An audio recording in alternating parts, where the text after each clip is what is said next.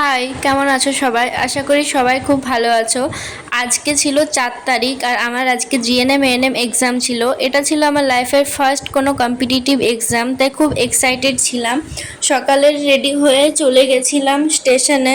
সেখান থেকে ট্রেনে করে শিয়ালদা, আর দেখতে দেখতে ট্রেন দমদম জংশন পেরিয়ে গেছে। তো আস্তে আস্তে শিয়ালদা পৌঁছালাম। তারপর সেখান থেকে ক্যাব করে আমাকে যেতে হয়েছিল যেখানে আমার এক্সাম সেন্টার ছিল। তো প্রথমবার আমি পরীক্ষা দিয়ে এক্সপিরিয়েন্স হয়েছে ভালো, কীরকম কী কোয়েশ্চেন আসে সেটার সম্বন্ধে জানতে পেরেছি। তাছাড়া ওএমআর সিটে এবছর প্রথম আমি পরীক্ষা দিলাম। ফার্স্টে বুঝতে পারছিলাম না, কিন্তু সেখানে ক্লাসে যিনি স্যার ছিলেন তিনি খুব ভালোভাবে সব কিছু দেখিয়ে দিয়েছিলেন। তো তোমাদের কার কেমন এক্সাম হলো আমাকে জানিও।